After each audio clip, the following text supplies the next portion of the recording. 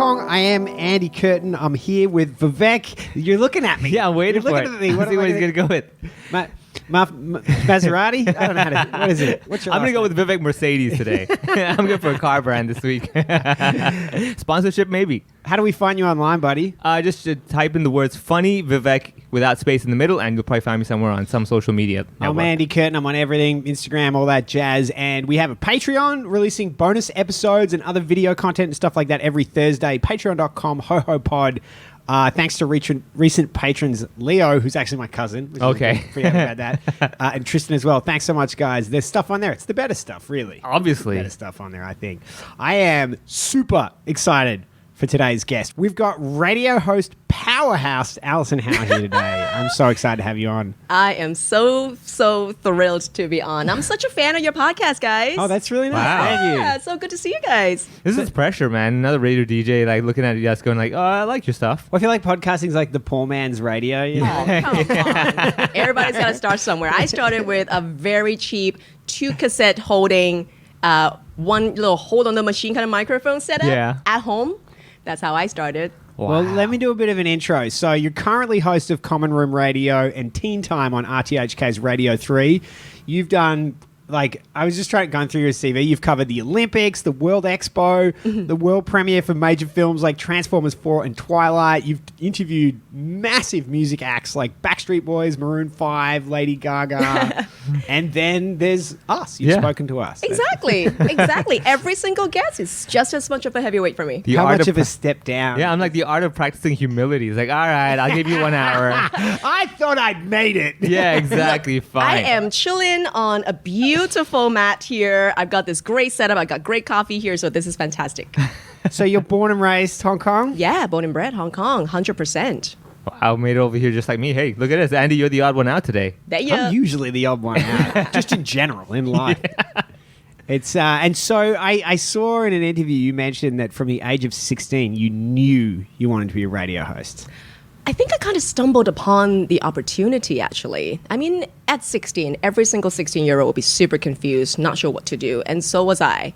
And I think the only thing that I thought I knew that I wanted to do was to be that voice from a telephone recording system. Oh, okay. All right, please hold? Yeah, exactly. So this is a little so bit... not even the radio. You just want to be the lady you have dialed the wrong number. Yeah. Exactly. I just want to be that voice because there's a huge explanation behind that theory. Because this is pre-Google days. This is pre-smartphone days.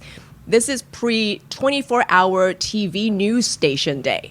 So when you go to school, you got your uniform on, you got to check the temperature before you step out of the house to see whether you need a sweater today. And this is truly Hong Kong.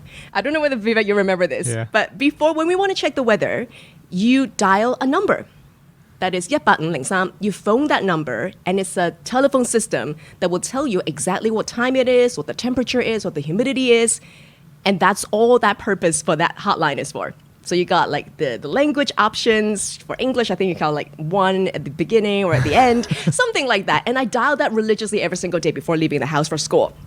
And so I was so obsessed with how amazing that was.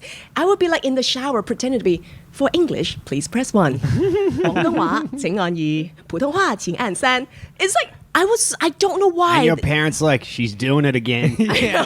That's her way of singing in the shower. Yeah, exactly. Alyson, what's the weather going to be like today? Yeah. I don't know, but if you want English, press 1. You know what's funny to me is because as an Australian, I never pay attention to the weather, ever. Right? Like, I'm just roll, whatever. I don't know. It's just the way we were brought up. Uh-huh. My wife is Russian, is like, if there was a number, she's just, her and her mom, they've talked out like the temperature, humidity and everything. Because she comes from a place where it ranges from -30 to plus 45. Yes.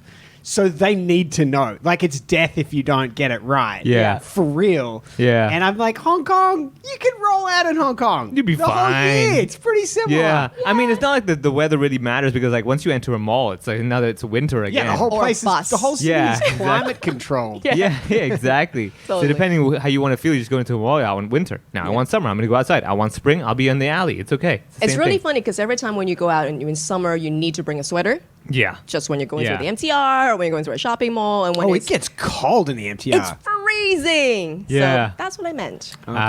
So you want to be the telephone voice. Okay, that's interesting. Yeah. But you got into radio super young. You started Metro Radio. Yeah, At so 16? I won a competition. It's kind of like a radio version of American Idol. So I listened to a radio station on Metro when they were still 104 FM Select, and it was a full-on bilingual channel. They were so cool. They would do like a sponsored it's kind of like a sunset program when they have like really cool jazz music playing around sunset hours, kind of like a Cafe Del Mar, but like a beer band. Yeah. And then they also have really cool morning programs where Steve James and Harry Wong will be hosting, like really cool channel. And I listened to that religiously. And I didn't really know what it is that I was so obsessed about it. I just really enjoyed the music. I loved their vibe. And so I was listening to them. I would tape some of my favorite shows to listen to when I'm home. I would run home to catch the 4 o'clock, my favorite program broadcast. I was so obsessed with that. And then one day, one of the promos came onto the channel saying, we're recruiting for new blood, and you just need to send in a demo. If you win, then you get a contract. So I recorded this demo on that double taped cassette Do you recorder still that I have had. it? Oh, I burned it. No one will hear this ever. Ever. So I recorded, it was really silly though, because I think I started off introducing myself, and then I was kind of using music to link into the different spaces in my house. Oh my God, I want to hear it. Oh, it's so bad. And then it would be like coming into introducing, I still remember it was a Santana and Rob Thomas song. Oh, back then. Yeah. Yes, it was that year. Yeah. And then I was like queuing to the song, and that was it. The whole demo was like 7 minutes long. And then I flipped to the B-side and recorded an English version for it. Oh, wow. And then I didn't have the guts to send it out. I just hid it under my bed. Now, my mom would listen to stuff that I listened to.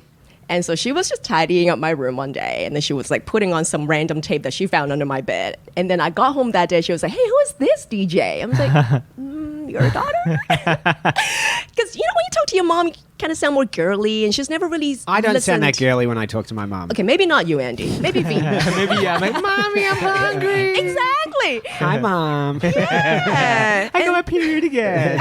Oh my Again. It's that month again.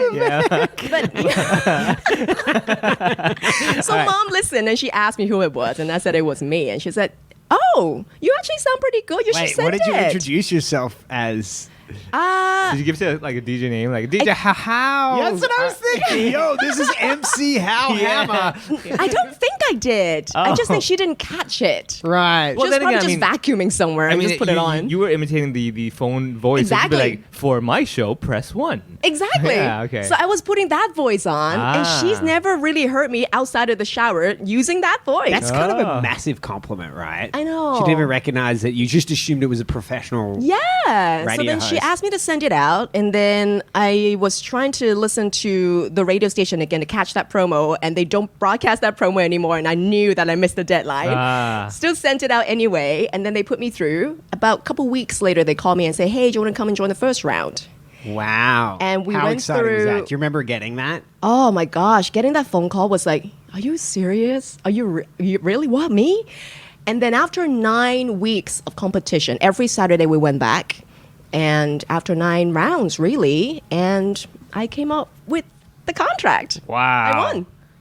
And how were you feeling about radio at that point? I was intimidated because this is Metro, right? So their station is right in Whampoa underneath that giant boat. Yeah.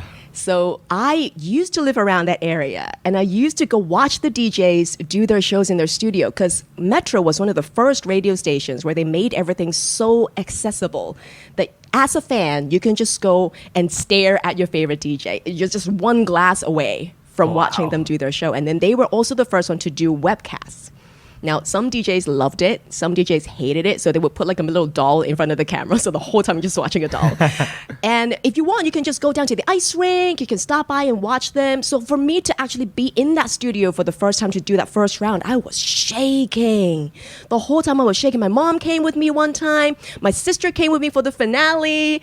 Because it was just almost like a dream that was never going to come true. It's too far-fetched. It sounds like your mom is pretty supportive. My mom has always been super supportive. Whatever it is that I want to do, as long as it's not too boyish. Don't wear those Wow. pants. Well, that's interesting. So that means that the radio wasn't seen as boyish at that time? No, not at all. Okay, interesting. So was it, how do you feel like the gender balance was in radio and television at that time? At that time, I think it was very specific. Like if you're a female host, you're supposed to sound a certain way. You're supposed to sound feminine. You're supposed to play really feminine music. If you're a guy, then you can do a much broader range of stuff. Yeah, that's how I felt when I first Do you think joined. that's changed? Oh, big time. Big time. I mean, if you look at RTHK, for example, Radio 2 for now, every other show there is a gay host.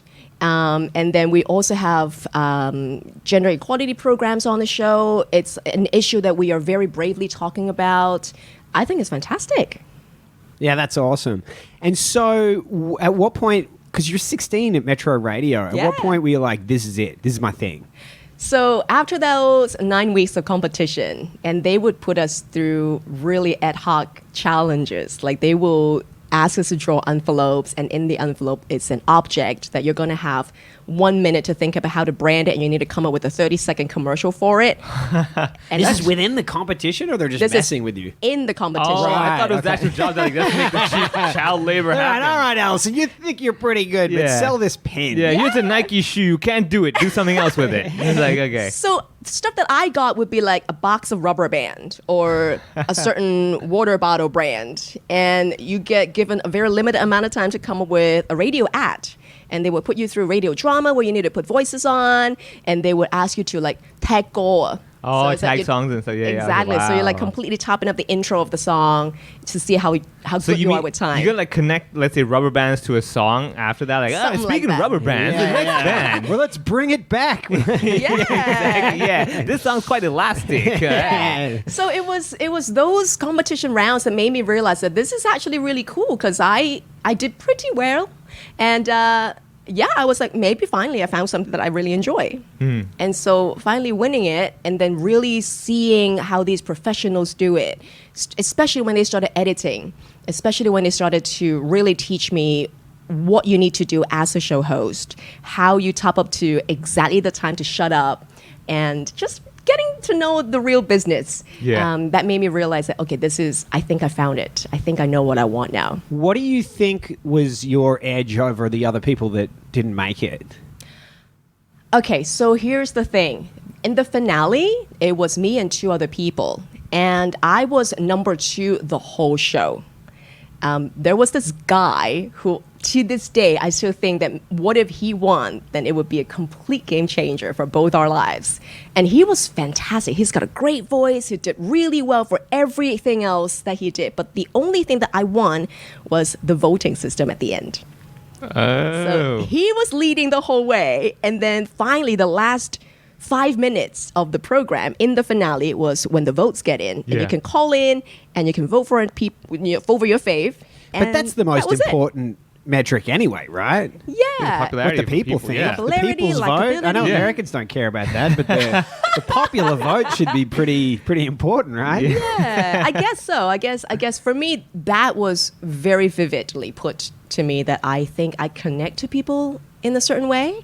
I guess I'm quite likable, even at 16. I guess. I guess. Look at that humility. Like, I mean, so far so good. I mean, Yeah. I'm amazing. Yeah, I mean, But I think ultimately, what really set me aside from the other 2 was my language ability. The fact that I'm fully bilingual made me stand out on so many occasions, even afterwards. So what makes good radio? Content.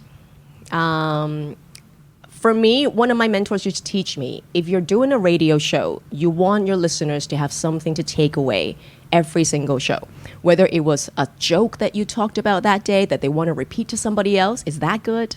Whether it is a message that you try to convey, whether it was a song that was so good that you played, that they remembered it, just something that your audience can take away with. Make that happen for every single show. well, let me ask you this then. Can anybody find your voice on any of those automatic machines when they call? Yes. Oh, really? Yes. Can they What's the really? number? What's the Yeah. number? Yeah. What do Let's we get call? it on the phone now. There are a couple of companies that have been using my voice. Oh, really? You can also get me on one of those really annoying ads on YouTube, like those 6 seconds that you cannot skip. Oh, yeah. Sorry, that was me too. Oh. Some TV commercials and of course the radio program. Oh man, I'm gonna start looking out for that. Every time I start calling it on hold, I'm like, what's that? What's that? I'm on hold. Say that again. Alyson, is that you? Yeah. When they're like, you're next in line, I'm like, no, I'm not yet. Yeah, okay, I'm gonna call you again. So here's the funny thing. In our channel, we use this overseas dialing service card system.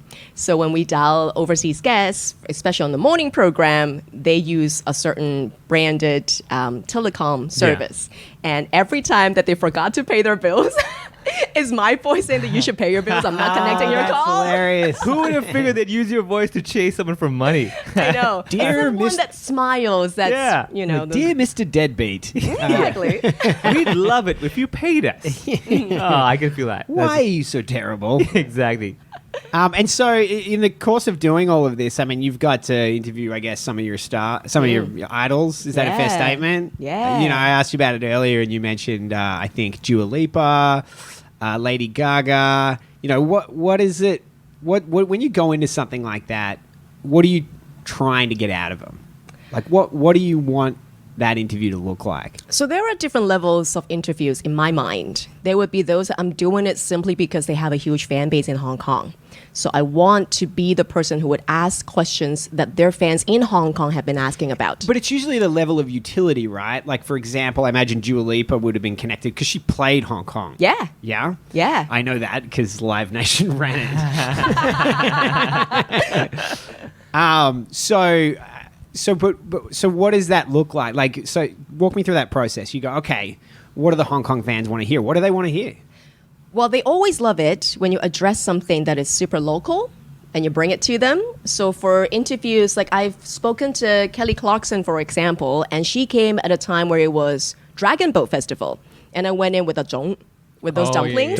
Yeah. And the most I went in- overrated holiday food of Exactly. all time. And I wanted to see how she feels about that.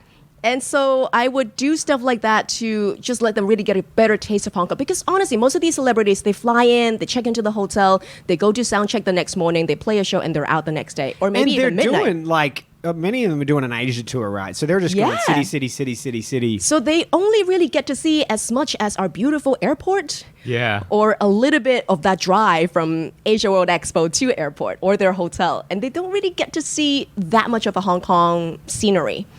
So for me to be able to bring a little bit of extra taste for them or like bring a couple of fans in and get their, that the fangirl moment happen, that for me, that's my mission. What have you had any interviews go poorly? Oh, a couple. Any Excluding this memorable? one. Yeah. Other than this, no. Any memorable ones you can share with us? I remember speaking to Ronan Keating once. Oh. And he is such a professional. Yeah. He would be able to make every reporter feel like your friend. So I went in, the interview was really well. It was recorded on this MD machine with an extra hold for like one battery at the very bottom. And I was holding it the first time. And for some reason, it started blinking halfway. And then I was like, okay, this is not good. I got 15 minutes with Ronan Keating. Questions are going good. He's sounding great. He's smiling at me. We're vibing. Next thing you know, the whole recorder just stopped because it went out of battery. And I was like, did I even record any of that? Yeah. Because that interview was so good. And so midway, I was like flipping the recorder over, trying to like seamlessly change the battery. But obviously he's watching me do the whole thing. Yeah. And he actually very subtly just said, is your recorder out of battery? Yeah. Yep. But it's okay. We got this. We're fine. And luckily that was saved. And there was So you enough. kept talking while you were swapping I just kept batteries, talking. pretending like it's no big deal. That's I a pro know. right there. Oh. That's like Vivek level professionalism, right? I think pretending everything's good. Like, yeah, don't worry about this. Keep talking. Yes, what you're saying is irrelevant at the moment. My depiction of you is like someone could need CPR in the middle of him emceeing. Yeah. And he'd be like one hand Yep. just pumping the guy's chest and being like, so next coming up to the microphone, we've got... Yeah, I would True, totally do true. that. I can totally see that happening. True, And you true. said, yeah, it's so true. It's very true. And then I've got another time when I was speaking to Christina Milian when she first started out. And this was her first song ever. And she was coming to Hong Kong trying to do an Asian promo. Again, same thing. My recorder didn't work the way I wanted it to. And she even sang for us a cappella, and she was amazing. And we did the whole thing, and I checked my tape, it was not recorded. Oh, the whole thing? The whole thing was just brutal. not rolling. And so I was just sitting out there. I was so new to the business as well. This was like 17. Oh. And then I was like asking these record company really scary looking people. I was like, is there any chance that I could redo that one more time at the end of this session? So I waited outside for like half an hour, and they were like, I'll give you 5 more minutes. Yeah. I'm like, yay! So ran in, asked her to do the whole thing again, asked her to sing again. She was pro, and it was great. She had to sing as well. She had to sing Wow. a cappella How'd you do that? again. Wait, but man. all in 5 minutes? We're going to talk really fast, okay? We're going to sing a song. Where was she as a child? Where was the parent? And then during the editing, just slow everything down. Yeah, exactly. All right, we're going to double tap. Yeah. Wow. So that was 17, and you kept going after that. Well, there you go. That's a good lesson to go with. Exactly. Like, Always check your machines. Andy, always check your. So Andy. Oh, I've done some bad ones.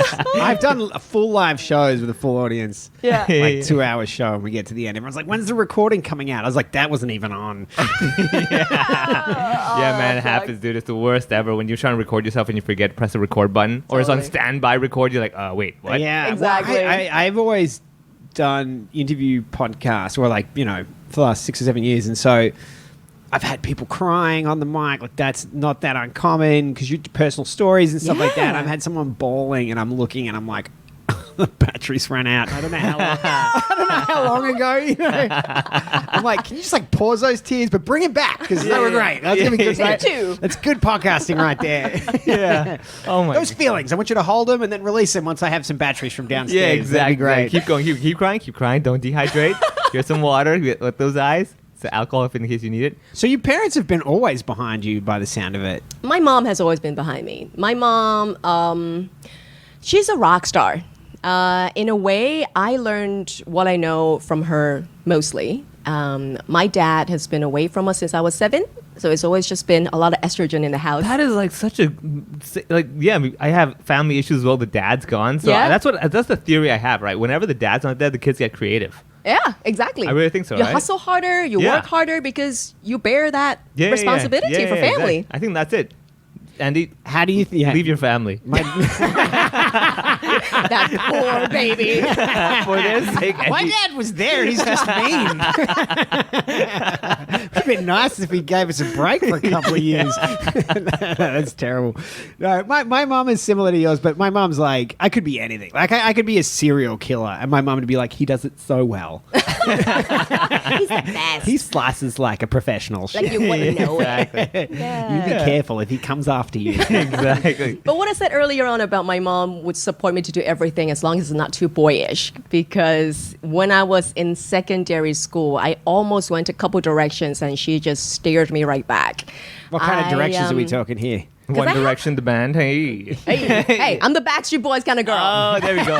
Bring that back. You went it that way. Okay. Yeah. Ah, that's Oh my terrible. Backstreet Boys puns? Really? Everybody. Wait, can I tell you a funny story? So my wife's Russian, right? And her dad, Korean Russian guy, doesn't speak a word of English. The only word he's ever said in English his whole life. They were at home. He comes home from work every night. He watches the news, Russian news. Yep. He's sitting there. They're all sitting there having dinner. And out of nowhere, the dad just goes, she's a huge Backstreet Boys fan. The dad just goes, everybody. And he never spoke English again. That was it. Wow. And did you go, yeah? They were just like, what? So crazy. The power of the Backstreet. I know. Honestly, they are the only reason why I am where I am today. How's it? Well, why is that? Tell me about that. I was so obsessed with them. For the younger audience, my obsession was like Billie Eilish obsessing over Justin Bieber. I seriously thought that I would marry one of them. In my head, I was like, okay, so if I really am going to marry one of them, I kind of need to understand what they're saying. And then this is pre-Google days again. So if the lyrics of the album don't come into that little insert booklet from the CD, then you're screwed, right? There's no lyrics. Yeah, you gotta keep listening over and be like, I will.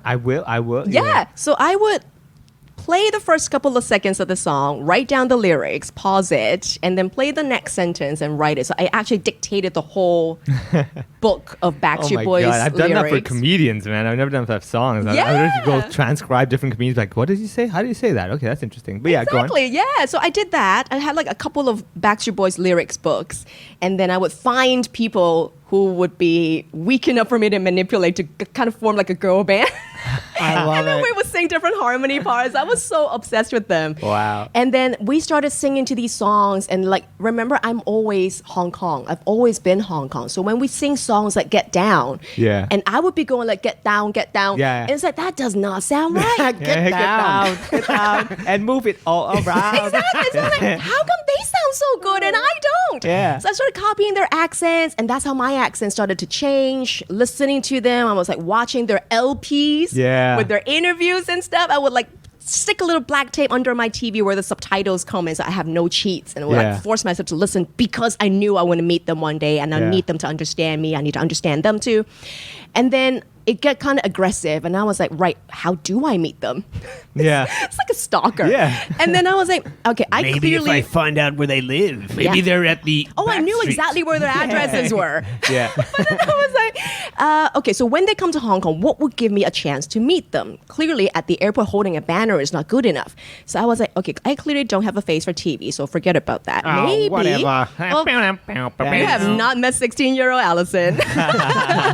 And then I was like, maybe I will try radio. And that's why I was so obsessive over radio. I was thinking like, if I get a job on the radio, then maybe I can interview them. And by doing that, we will talk to each other and they will fall in love with me and we'll get married. Yeah. So the passion for radio was really a passion for marrying a Backstreet Boy. Absolutely. That is phenomenal. And then you achieved it. I mean, this is phenomenal. You achieved it. Yeah, I did. How was that interview? Did you tell them this? No. 10 years onwards, they came to Hong Kong without Kevin. So they were like a foursome. Oh. And then they came to Hong Kong. They put a show on at the arena again. And Oh, then, the usual, yeah. yeah. And then Sony asked me to host the press conference. And they knew about my obsession. Oh. So they were like, Alyson, Sony did. And they were like, Yeah. give us a quotation. And Alison's like, oh, God, can I quote this? I will pay you. Let me do the gig. Yeah. And I was like, I did so many cheap gigs for them as well Yeah, to yeah. hopefully lead me up to this. Yeah. And so that call finally happened. And it's like, yes, okay. So when we did the whole press conference, it was a press meet, it was a stage, it was like the whole Asian press were there. I did everything so professionally, but my heart was pounding so much. I got a tight dress on. I was young at that time. Yeah. And then by the end of it, my favorite has always been AJ. Like AJ has my heart. And by the end of it, we were shaking hands. I was shaking. Yeah. And then AJ held my hand and he was like, you did a beautiful job and you're beautiful. I was like, Oh. oh. I'd love to get like a neurologist to like map your brain. Yeah, the You know? MRI machine just broke. Yeah, it's like, what? Exactly. Yeah. How do you light up the whole brain? It's like this is a brain on acid, and this is a brain when AJ says you're beautiful. After Exactly. 10 years of trying to marry him, he's like, "You're beautiful." You're like, "I do." Exactly. He's like, what? I would love to see the person you spoke to next. Yeah. You're Like my comparison. So Alyson, you want to get some coffee? You're like, what? Don't talk to me. Yeah. Who the fuck are you? You don't exist. Yeah. Talk to the hand. Oh man, it You're was just good. floating around the room. Oh. And then after that, that stage event, we also did some one-on-one interviews as well. So I was speaking to Nick, and then I spoke to AJ as well. And then we finally got that Were you one-on-one married time. at that point? I was not married, but he was. Ah. And also, I grew up to be the woman that I was when I met her, or when I met them, and they said that I was beautiful. But they also grew up to be the Backstreet uncles. So that They're kind old of dudes at that point. Yeah. that kind of connection was not quite how it was when we were, Young. all super young. Yeah. Do you have an expression in Cantonese and Mandarin? They say like a guai shushu, like a weird uncle. Oh, Guai guai sok sok. guai sok sok. Oh. Yeah. No, I think maybe there's no term in Cantonese, but everyone knows there's always that weird uncle. Every family. That's universal. That's Yeah, even- yeah. totally. Every Chinese year, you're like, oh, he's coming. He's not getting married. No license from I him. love that why you is he- finally got there and you're like, this is great. You guys got old. Yeah. But it definitely ticked a huge box for me. Wow, Yeah. that's fantastic, man. I mean, like, that's the thing. I think once you it's good that you weren't kind of disappointed after meeting them. A lot of times, you meet either like, oh, I guess this guy's an asshole. Yeah. There's a real common thing I've read in a lot of, especially like entertainment, where people get that big goal, and then there's a kind of a feeling of emptiness after it because it's like, well, I hit the. I always think about, like, you ever see Gary Shandling, his documentary? No. He spent 15 years trying to get on the Tonight Show, and then he got there, and he was just totally like, Oh yeah, there's like, nothing lost more, right? as a human. And then He's now like, what? Yeah. that was the only thing I was trying to do. Yeah. What impact did it have on you doing that interview? I think during that time I was kind of at my prime, so the work was constant and celebrities were coming through constant, and it was me realizing what else is out there. So for me, the chase never stopped. I kept looking out for artists that I enjoy. I kept looking out for other people that I wanted to speak to, and then I expanded from doing only music interviews to people who I find inspiring. So the chase became something else. So did you ever get a chance to interview Kevin though? No, So you have not got the complete Backstreet Boys I experience. have then. not got it. Haven't got the full collector's item. I Yeah, you know. don't. Oh man. And the worst part was when I finally met them on the one-on-ones, I asked somebody else to do the photo for me afterwards. Yeah. And they all came out blurry. Oh, really? That's the worst. I know. I the tell you, worst. man. Like, I went to watch Bill Burr live in Hong Kong when he came here, and Right. like, to me, like, he's a big idol of mine, right? So Yeah. I'm watching him from the second row, going like, I can't believe it. And we finished. He's taking photos. I'm running to him like, don't leave yet. He's walking away. I'm like, please, Mr. Burr, wait. I get the photo. I'm like, take another one. Take another photo. I don't trust your hands. Take another photo. I want 3 or 4 shots of that. Yeah. No blur picture for me, man. I can't Photoshop that stuff. I know that feeling. You're like, I just want that photo. Just give me that photo. That was Exactly. there. Because Vivek actually, he only became a stand-up comedian because he wanted to marry Bill Burr. Yeah, That's right. Yep. That's right. And Yep. unfortunately, Bill Burr came to me. He's like, yeah, you're not my type. I'm like, oh, you say I'm beautiful. Why can't you say I'm beautiful? like, you're racist. You're a dude. yeah, I'm like, and you're married. This doesn't work for me.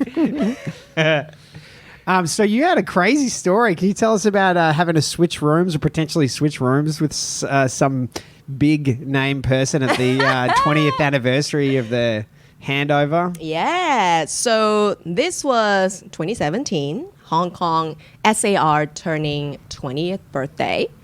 And I've always been doing flag raising ceremonies on the 1st of July and also the 1st of October. So SAR Establishment Day and also National Day. When we do flag raising, is a huge chunk of work. So we do real-time rehearsal the day before, and then we would do, because the reason why it's so important is because not just because it's telecasted, but it's also a lot of parties involved. Right at the very last note of the national anthem is when both flags are up at the top, helicopters flying over, you've got the sea service spraying water from their huge vehicles. It's like everything happening on one note. So we had to run loads of rehearsals just to make sure that that 1 second works out perfectly. And so this was the 20th anniversary, extra important, huge guests coming through. And this was also a time where things started to shake up a little bit in Hong Kong. And so the entire Wan Chai area was shut down because of the people who were attending. And I just gave birth that April. And so they booked me for the gig. I'm like, okay, it's not even been 3 months, but I'll do it. And so they put me into a hotel. They were saying at the beginning, can you stay in the hotel for 2 nights because we're going to do extra rehearsals because it's the 20th. I'm like, nope, can't do it. Baby can't go without mommy. I'll stay for 1 night. And so I was supposed to be in one of the hotels in Wan Chai, and there was another hotel right next to it that was supposed to be blocked off as well. So the whole area was locked down. Checked in, and I was like, hang on, isn't the other hotel nicer? And so it was post-event that they told me, I think we actually swapped rooms for you and that other team because they realized that the more expensive hotel only has 2 exits, whereas the cheaper hotel has an extra one. So for safety reason, we swapped rooms from the 2 hotels. So potentially, I was staying in the room on the floor where President Xi would have been staying in. Wow. Oh, boy. Wow. Yeah. Intense. Oh my goodness! Like you'd have to be talk quietly in your room. Like, okay, just. I was just pumping breast milk in my hotel room. Well, pumping quietly. Hey, none of that. It's I was just thinking because my I got 2 kids as well. You got 2 daughters? Yeah. I've got a son and a daughter, and that if you're breastfeeding, then taking a night off is kind of problematic, right? I know. Switching to a bottle. Yeah, so other people would just be rolling with like a travel bag. My male co-host travels so like he was That just going to a friggin' gym. pump sound. Oh, that Yeah. I remember without a getting baby woken there. up to that till like 3 a.m. all the time. I Just know. like, Yeah, I you know, can't- breastfeeding, you see photos of breastfeeding with like a really peaceful mom with a very peaceful baby. It's beautiful. That happens. But at the beginning stage is hell. just brutal. Yeah. I mean, I shouldn't complain about it because I was like sleeping at the time. But yeah, so that was a gig that I couldn't miss. And so I had to do whatever I had to do to be a part of it.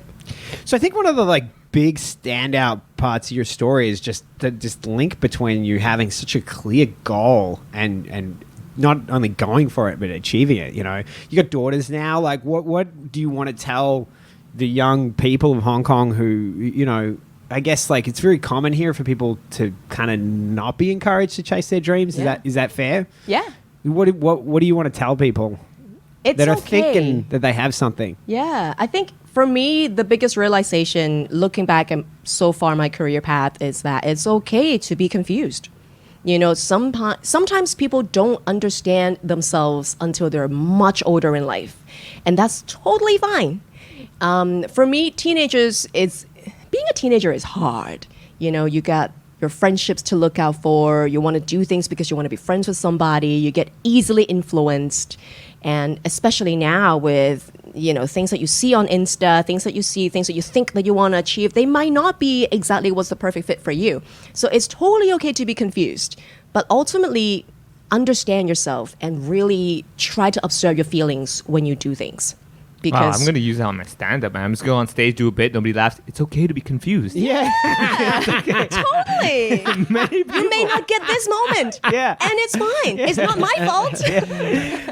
Don't judge yourself as an audience member. It's okay to be confused. Yeah, exactly. Yeah. Many people take years to understand my bit. Come back when you do. Yeah, and you can remind the youngster audiences that if you're like obsessing to marry somebody, don't worry. It's there might be a okay. chance. Things You're will not happen. weird. Yeah, exactly. You might have a whole new career lying in front of you. Tell us about the time you took the baby to the Clock and Flat for an interview. Hey! So yeah, this was baby Annie again, my firstborn. And Clock and Flap happened when she was super young as well. And I'm a concert goer. I never missed a concert. Yeah, so for people not in Hong Kong, Clock and Flap, we had Justin Sweeting from Clock and Flap on Yeah. here. Massive music. This is the biggest music festival Biggest. in Hong Biggest, Kong? yeah. Huge music festival here. Yeah. So every time when Clock and Flap happens, we get lined up for pretty much 2, sometimes even 3 solid days of back-to-back interviews. So every time somebody steps off a stage or finish the sound check, we're going backstage to do interviews. And I get a whole season of material done out of 3 days. And so this was me going to the festival. I bought so much stuff because I had the baby with me as well. Oh, yeah. So I got like the soundproofing earphones. Oh, I've got yeah, like yeah. the carrier and everything. And then I got my husband as well. In a bag? Yeah, talk about baggage. In a pram. Yeah. No, he was fantastic. So I had to be backstage and do my thing. And How then crazy is it being backstage on a big stage? Humongously. You just like, crazy. because you can't see the crowd clearly, but there's just thousands of You people. hear like, the right noise. there. Yeah. Especially music, right? Music's Yeah. just so much bigger than... And the editing afterwards is so much of a nightmare sometimes. But yeah, so I went there to interview one of the headliners of the show, and my husband was waiting outside for me with the baby, and obviously the baby got a little bit unresty closer to the end of that interview. And so my husband decided to just kind of take a peep inside and see what's up, and so that the baby could see mommy in there too. And as soon as they peeped, I knew, because you can hear your baby's cry, right? You know that Oh, it's your yeah. baby cry. Cuts through thousands of people screaming. Easy. Exactly. So I was like trying to focus on my interview, but I heard that my baby was crying. So I looked over and there they were. I'm like, and this time I couldn't keep my composure, right? I couldn't pretend like nothing was happening. And the artist caught it too. And she was like looking over as well. And I was like, that's my baby. And That luckily, man stole my baby. be right back. And then she was so game. She was like, oh, bring them in. I want to meet them. And so baby, husband all came backstage and we all had a good time. I love that, like, you interview your idol, you're cool, don't miss a beat, But like you're just interviewing anyone and the baby's there. You're like, this is falling apart. I know. But now I don't do that anymore. They're grown up. Yeah. Now they know the trick. They're like, just cry, mom. Yeah, we'll stop they don't get to everything for bust us." in on your interviews Now anymore. I'm just like, I put on some Peppa Pig. You stay here. Mommy needs 15 minutes of silence. Yeah. That's Peppa Pig amazing. saving everything every day. I know.